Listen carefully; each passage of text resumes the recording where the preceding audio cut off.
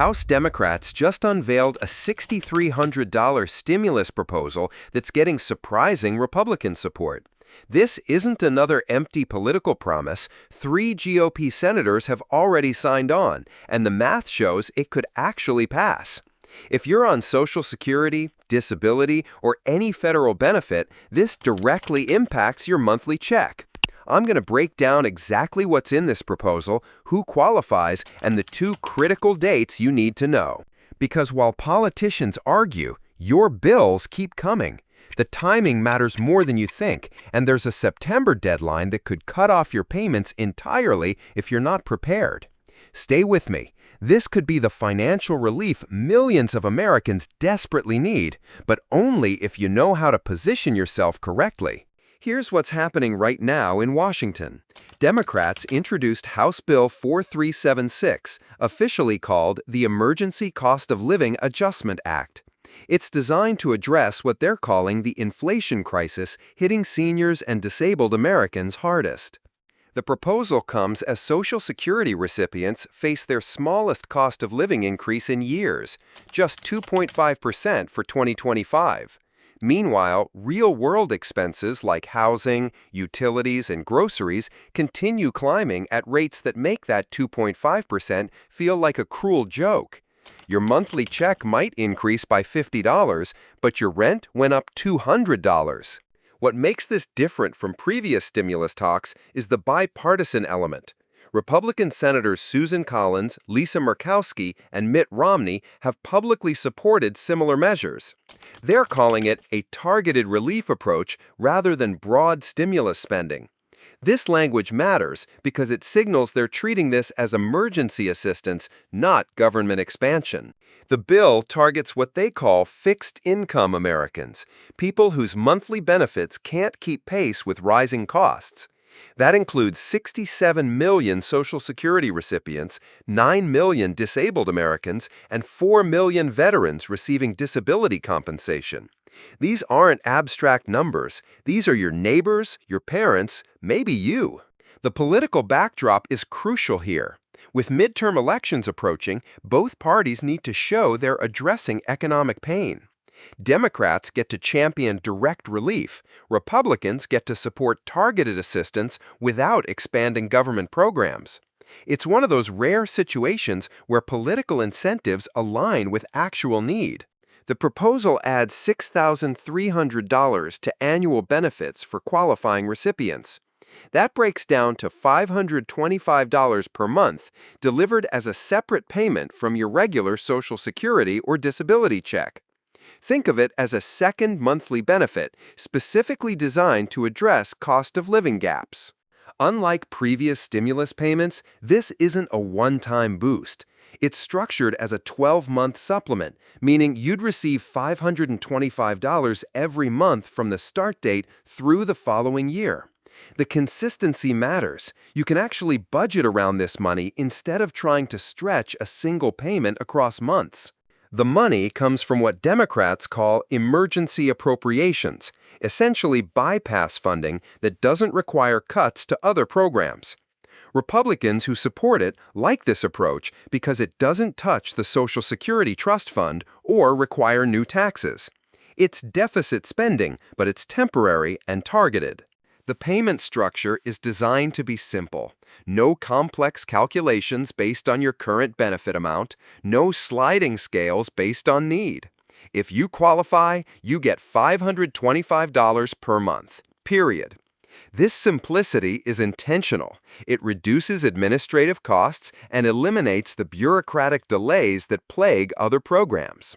You qualify if you receive Social Security retirement benefits, Social Security disability, SSI, or Veterans Affairs disability compensation. The income threshold is $75,000 for individuals and $150,000 for married couples filing jointly. These thresholds are based on your adjusted gross income, not your benefit amount. Here's the key detail. Eligibility is based on your 2024 tax return, not your current benefit amount. So if you're a recent retiree or newly disabled, you might still qualify based on your previous year's income. Conversely, if you had high income in 2024 but are now on fixed benefits, you might not qualify despite your current financial situation. Dependents don't get separate payments, but if you're married and both spouses receive qualifying benefits, both would get the $525 monthly supplement. That's potentially $1,050 per month for married couples where both receive Social Security or disability benefits.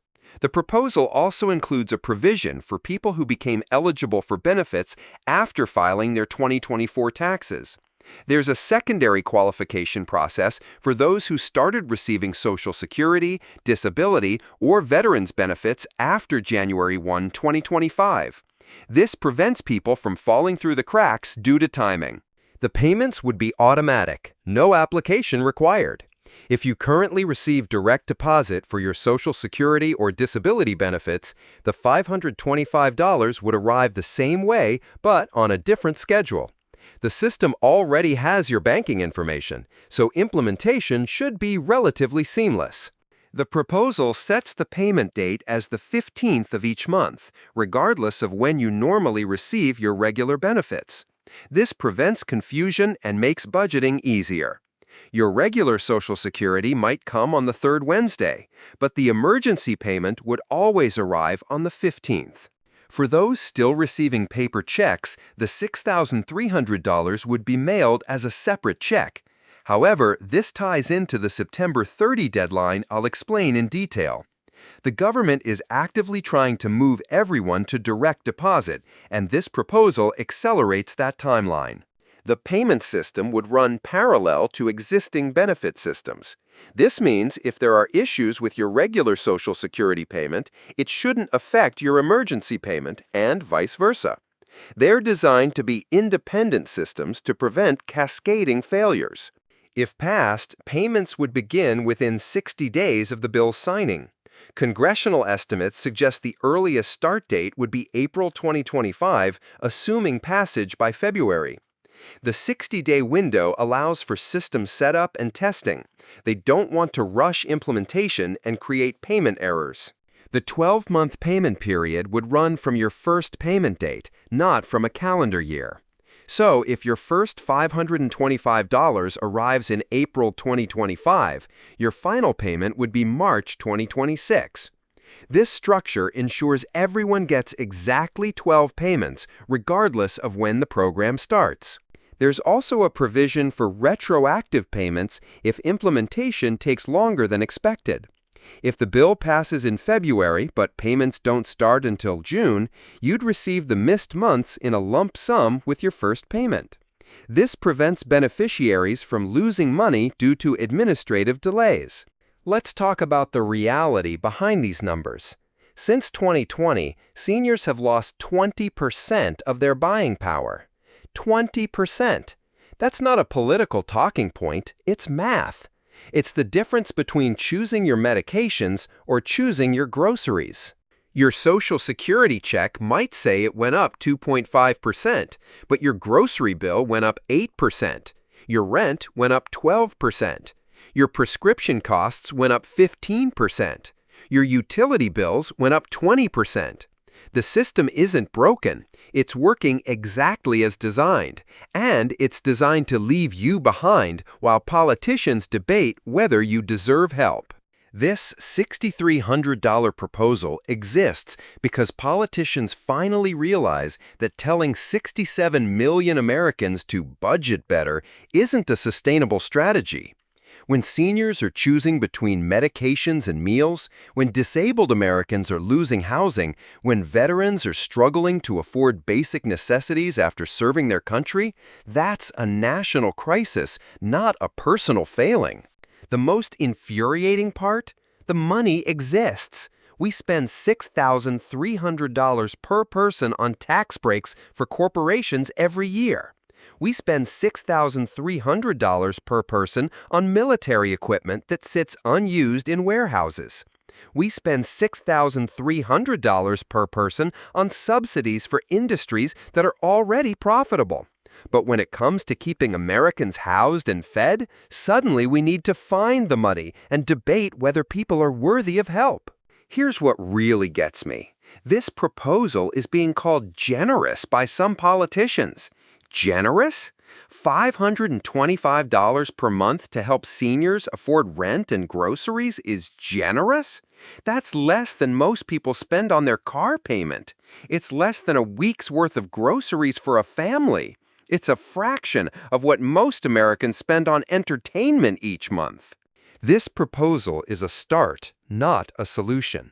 The real problem is a system that treats human dignity as a budget line item and treats survival as a luxury you have to earn. Until we address the fundamental issue that basic living costs are rising faster than benefits, we'll keep having these emergency measures instead of permanent solutions. Here's your urgent action item. September 30th, 2025. That's when Social Security stops mailing paper checks entirely. If you're still receiving paper checks, you have less than 3 months to set up direct deposit or get a Direct Express debit card. This isn't optional. After September 30th, if you don't have direct deposit set up, you won't receive your benefits, period. And if this $6,300 proposal passes, those payments will only be available through direct deposit. There's no paper check option for emergency payments. The government isn't being arbitrary here.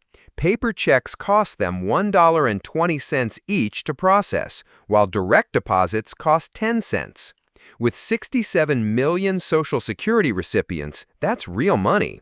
But more importantly, paper checks get lost, stolen, or delayed. Direct deposit is more secure and more reliable. For those without bank accounts, the Direct Express debit card is your solution. It's a government-issued debit card that receives your benefits directly. There are no monthly fees if you use it properly, and it works anywhere that accepts debit cards. You can get cash at ATMs, pay bills online, or use it for purchases. The setup process takes 7-10 business days, so don't wait. If you start the process in late September, your October payment might be delayed or lost entirely. What makes this different is the timing. With economic pressure mounting and elections approaching, politicians need to show they're addressing real problems. This proposal gives both parties something to point to. Democrats can say they're providing direct relief. Republicans can say they're supporting targeted assistance without expanding government. The key is preparation. Make sure your direct deposit is set up, keep your tax documents organized, and don't count on money that isn't in your account yet. But also, don't ignore the possibility that this could provide real relief at a time when you need it most. If this information helped you understand what's happening, hit that like button and subscribe for continued updates. I'll be tracking this proposal through committee hearings and floor votes, and I'll let you know immediately if anything changes.